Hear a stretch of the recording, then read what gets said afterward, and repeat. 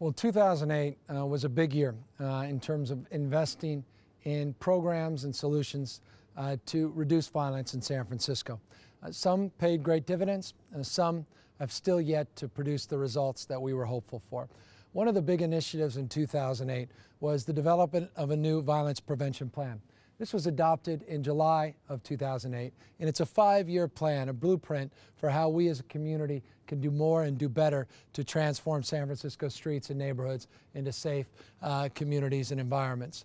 It's about aligning resources, coordinating city departments, community-based organizations, and individuals and organizations together, basically streamlining the entire process of delivery for community crime prevention. This was augmented, this effort, by an ongoing and historic commitment to violence prevention efforts. And I say this in that context of planning to also underscore money and investment. You could see here the historic investment. When I started, we put $34.3 million into public safety. This last year, again, in spite of big deficits, we increased it to $62.9 million, 59.4, 50.8 the previous year. So every year, we're putting more crime and violence dollars and prevention dollars together. It hasn't necessarily, though, produced the results that we had wanted. So money, with all due respect, is not in and of itself the solution, quite the contrary. And that's why putting together a violence prevention plan was so important in concert with the resources that we put in. Now, where did those $62.9 million and $63 million go? You could see we continue to invest in all kinds of, I think, innovative proposals.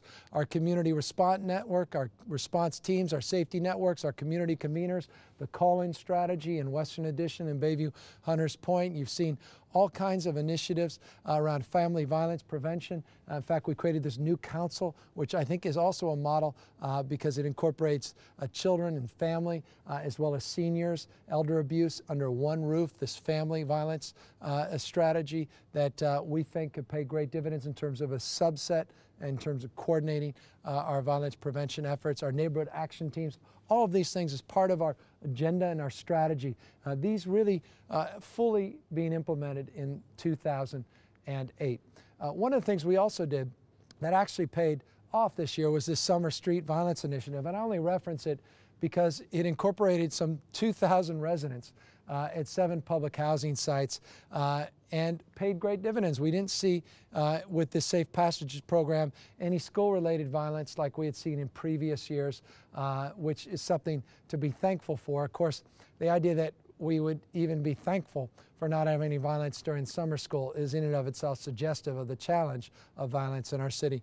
But again, an initiative that in looking back at 2008 is one that we look forward to replicating in 2009 that paid some dividends.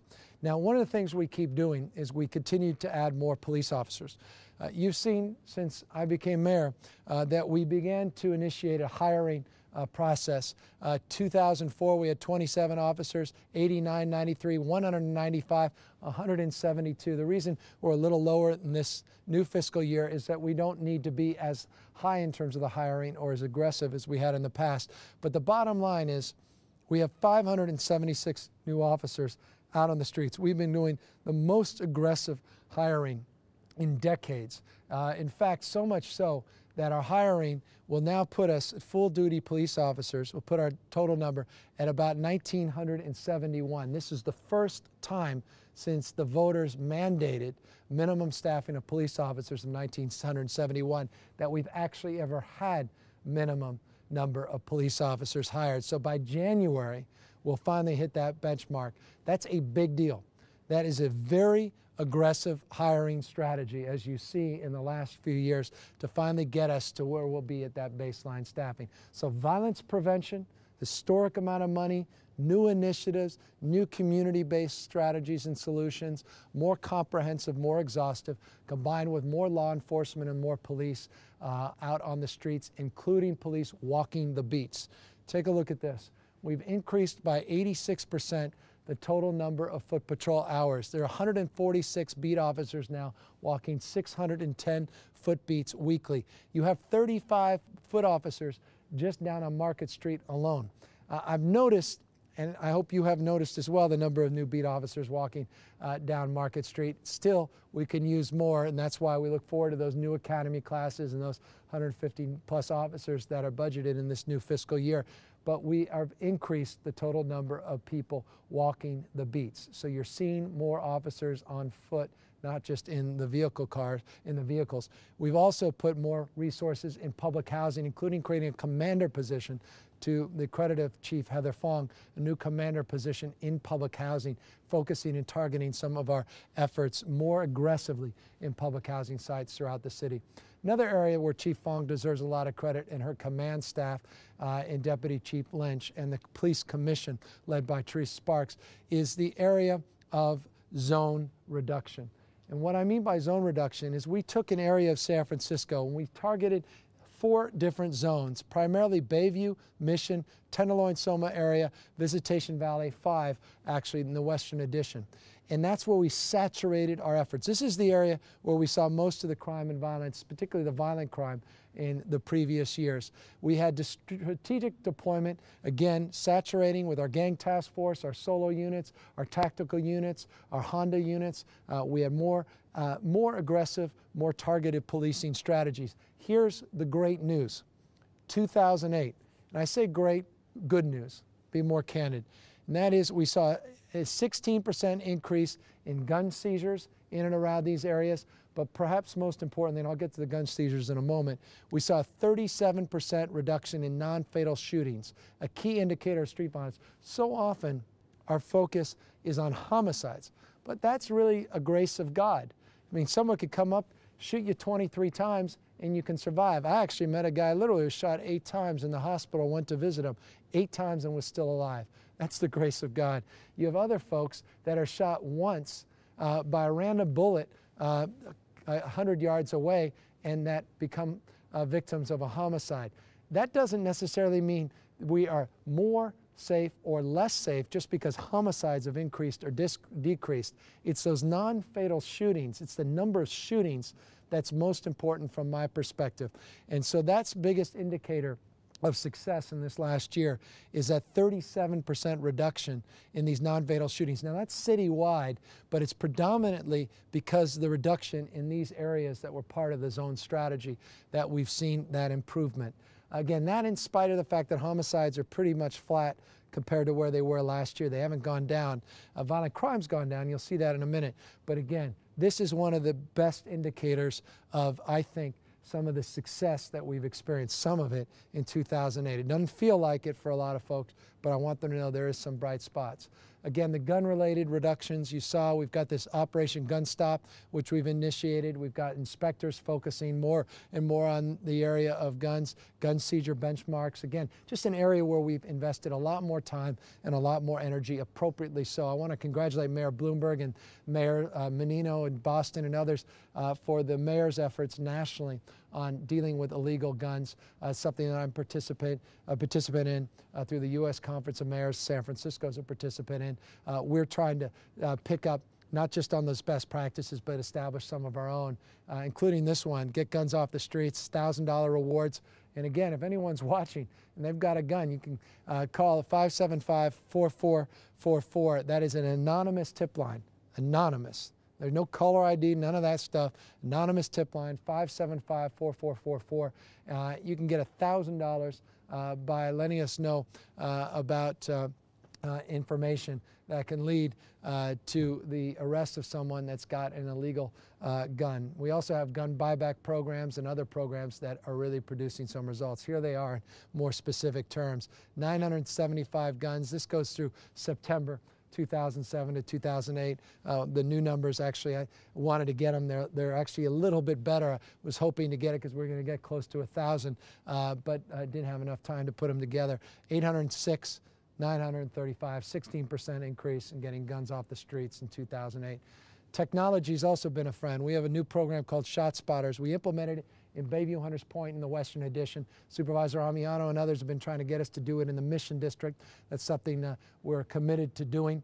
We hope we have support of the new supervisor, David Campos, but it's a technology that I think most people support. It's real-time technology that covers a geographic area, and when a gun is discharged, in real time a computer alerts officers exactly where the gun has been discharged, what angle the gun was discharged, and even in some cases what type of gun was discharged. And so people don't have to report that gun being discharged by picking up the phone. We will oftentimes just get that automatically, and that helps augment our response times. It helps us be more responsive and more prepared when we get there. And you could see police have been ordered gunshots 3 minutes, 12 seconds faster than an average citizen would report already in these areas. We've identified over 200 gunfire incidents that would have never been reported. So it's alarming in some respects because you actually get more information and more incidents. It doesn't mean there were more incidents, it just means there's different reporting because, again, we're using technology to report. Crime cameras continue to be controversial. I get it, but I say this, you know, everyone that can't stand crime cameras tend to be people that live outside the city, editors of newspapers, for example, or folks that have strong opinions that don't even live in the state, that are ideologically opposed to them. But people that actually live in communities impacted by crime and violence, I've yet to get a petition from neighbors where we put a crime camera up on their block saying, please get rid of it. In spite of the reports that show that they don't do much on homicide reductions, and there's a lot of question of their efficacy generally, one of the things that I continue to try to reconcile is why do we have 71 cameras at all these locations and no one has ever told me to get rid of the camera that we've put in those locations? Those are the people we should care about most.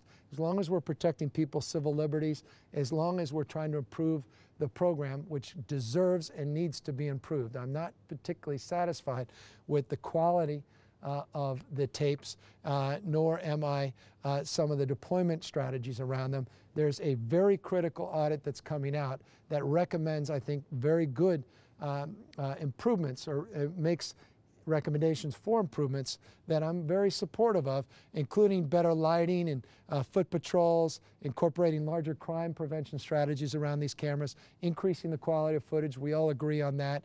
Evaluating the efficacy of these current locations in relationships to other locations where people are requiring or requesting cameras. But I think something that's important that gets lost on these crime cameras is people look at them almost exclusively in the context of homicides or homicide reduction, where they don't seem to have much of an impact yet. But one of the areas where they have had an impact is felony property crimes. Within at least 100 feet of the cameras, we've seen a 24% reduction. Now you say, well, big deal, that's within 100 feet of the camera. What about 101 feet? They're just going around the corner. May be the case. But let me say, if you live on that street corner and you've had all these property crimes and your car's been broken into, your house has been broken into, you're scared to walk outside your own front door, and you got that camera up, displacing the crime's not in and of itself a bad thing. It doesn't solve problems in every case. In some place, sometimes the intention of this was to actually apprehend criminals. It's actually been used to exonerate suspects, and maybe that's a good thing. The Public Defender's Office, I met some folks at the Public Defender's Office when I visited over there recently that said, please keep them, because they actually had people that were arrested and the crime cameras proved they actually didn't commit the crime. So these have had unintended consequences that actually have gone beyond that which we had initiated or thought would be the focus of the attention when we put this pilot program together. Again, I'm supportive of this, not though Big Brother. I don't want to see these monitored live in real time. Good people can disagree on this, but you're going to have to get another mayor to support that. But I do believe we do a better job at accountability, increasing the quality of the footage, and communicating what this program's all about. That audit will be out very shortly, and again, I think will give us some good examples of ways we can improve. Other areas where we can do better and do more. We've been talking about this justice program for how many years? And I say that only to those of you that are shaking your head that may be watching, particularly members of our Department on the Status of Women that have been waiting 7, 8, maybe 9 years for this. We're finally in 2009 going to be there and get this thing done. Dealing with domestic violence, connecting all of these databases, connecting the sheriff with the public defender, with the DA, with adult probation, with members of the city family, not least of which the police department, getting everyone, including the courts, on one database. We are finally right there to get this thing done into the new year. I just wanted to do a status slide, as I do every one of these State of the Cities, because this is a very important proposal and program. Another area is public awareness campaign. We initiated a new public awareness program. And actually this was designed by youth. And it's an alive and free campaign done with Joe Marshall of Omega Boys Club, Boys and Girls Club. Joe is a member of our police commission. He helped initiate this with the launch of our new violence prevention program. We're very appreciative of this public information campaign. It's hardly perfect, but it's something we also initiated in 2008. Something else we did, rewards. Take a look at this. Our rewards, you know, most cities do $10,000 rewards, maybe some $25,000 rewards, maybe even a $50,000 reward. How many cities do $100,000 rewards? We've got 24 rewards for $100,000, including now, or rather in addition, we have 16 for $250,000. I want to repeat this. We have 16 rewards outstanding for information leading to the apprehension of arrest of individuals involved in homicides that are open cases in San Francisco, where we believe there are witnesses out there. All they need to do is come forward, call 575-4444, and call to get information about the rewards, and then submit their confidential information for the apprehension and arrest, and receive $250,000 or $100,000 or even some $50,000 rewards. My point is, if $10,000 isn't going to entice you, if $25,000, if $50,000, $100,000, how about $250,000? That's a whole nother level of witness protection program. That means people can move their families and get out of town. That gives them the ability to start over. We need support. We can't clear these cases without people coming forward and telling us what they've seen. It's one of the reasons for the crime cameras.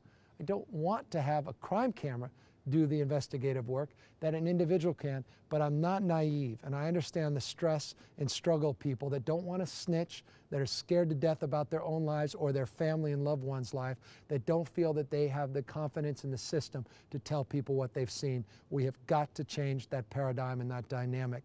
And one of the reasons we're doing these rewards, and these are audacious, is to try to instill some sense of belief and confidence that we're willing to work with you and we're willing to reward you in unprecedented ways for being part of the solution and helping stem this violence so that no one else gets kids, not family members, not friends, not members of our community. This has got to stop. This is something else. Again, we're just trying, and we'll continue to try to do more. Look, here's what it's all meant. Violent crime, Part 1 crimes in the city are down about 2.4%. By the way, they were down last year, so this is down off a down year. Homicides, we continue to struggle. Actually, that stat's about flat. We're just one off last year. It's actually a little lower than 2.2%. Here's the area where we've just had this anomaly, rapes. We're working with the Department on the status of women, and we're really looking at the reporting mechanisms. We're looking at our other violence prevention, domestic violence programs to really look into what's going on with that stat. That's the most alarming of the stats in the 2008 year. And we're not yet necessarily completely clear. All the experts I'm talking to, everyone has a different opinion. Some just believe it's just more people reporting things that have happened, not necessarily more rapes. Others say, no, it's more rapes and we need to do more prevention. And we're trying to reconcile all that, but that's the one stat that's the most alarming. The other stats are continuing to be challenges of robberies, but you'll see in the other areas, burglaries, auto boostings, vehicle thefts, they're down. We're making progress. Overall, again, crime is down. Violent crime is down. Homicides flat. Homicides, we have not done the job we need to do. This remains the most outstanding and vexing and challenging thing that we have dealt with in years. I want to compliment again the police department for doing its best. I mean, they're arresting as much or more folks than ever, but we know that's not exclusively the solution. An armed camp is not a place of peace. Violence prevention is where we need to go, and education is the ultimate poverty eradication tool, poverty being the source of so much crime and violence. That being said, this is an area where I recognize that I need to reconcile as mayor and do a better job. I continue to fight hard. It's still a primary focus of this administration. We're looking for partners and more partnerships. We continue to build them with members of the board, and I want to thank them for working with us as opposed to against us. And I want to thank members of the police department and our violence prevention partners for continuing to work hard on this issue. Another area where we're going to do some dramatic changes, and that is we went out to a third party to get some consulting work done to look at best practices, a third set of eyes, different set of eyes to take a look at our policing strategies. We went through this police effectiveness review, an independent analysis of our foot patrol pilot program. I mentioned some of the work we're doing there. We analyzed district station boundaries, very controversial. We didn't know they would recommend reducing the number of district stations so dramatically. That's going to be a big part of the discussion into the 2009 year. And then this dramatic organizational assessment where they came up with a lot of really good recommendations, of which 9 out of 10 I absolutely support. Our police chief and our command staff support. I believe that the Board of Supervisors in most cases support it. They'll be holding some hearings in the next month. But this is an area where we can do more to expand community policing and problem solving and community engagement, greater accountability and transparency across the board, more leadership training, better organizational construct, better job at clearing cases, investigations. We've got to do a better job there. Again, this is a very good report. I'm glad it was initiated. I want to thank Chief Fong for helping initiate it and the Police Commission for helping initiate it. It's great to do sort of a self-reflective best practice analysis. It's good to be self-critical. We now have the tools to be able to do the dramatic reforms in the new year that I know everyone believe is long overdue. But progress will be made. Progress has been made and is being made. And one of those areas where progress will be made in the new year is a community justice center, a problem-solving court. Go into the Tenderloin. Tell me that we're doing the job we should be doing in the Tenderloin. Go into the South of Market and parts of Mission and tell me we've been doing our job in terms of quality of life crimes. People that are arrested 5, 10, 15, 20, 30, 40, 50 times, I don't exaggerate, that are still out in this revolving George justice system where we're not servicing their needs, where we need to create a pattern interrupt, where we need to engage them into the social service system, not through the criminal justice door, back and forth, back and forth, back and forth. No one is being served by that. That's the whole idea of a problem-solving justice model, where we connect social service agencies, community organizations, and community leaders to problem-solving justice. This is a big success, and other cities have adopted it. We're going to implement it here in San Francisco into the new year. We've got $983,000 of federal grants that have come in. The program will be established at 555 Polk Street, just a stone's throw away from City Hall. We've been working hard for the last year and a half to organize around this, and it's something that I recognize the voters did not want to codify in terms of guaranteeing funding well into the future, and I recognize and heed that warning. So I recognize that my job is to prove it can work, to prove its efficacy and its success on an annual basis, and ask that the elected family each and every year make the judgment to continue to fund it. I heard that message loudly and clearly with the defeat of Proposition J, but I believe we need to move forward with what we've already committed to, memorandums of understanding, legal documents and leases that we've already engaged in, and that $1 million we came from the federal government. Let's put this thing together. Let's work with the courts that have been incredible with this, the District Attorney Kamala Harris, and in the public defender and the sheriff who've also helped support this program. And let's change lives. Let's turn lives around. Let's prove our critics wrong, that we can do more and do better.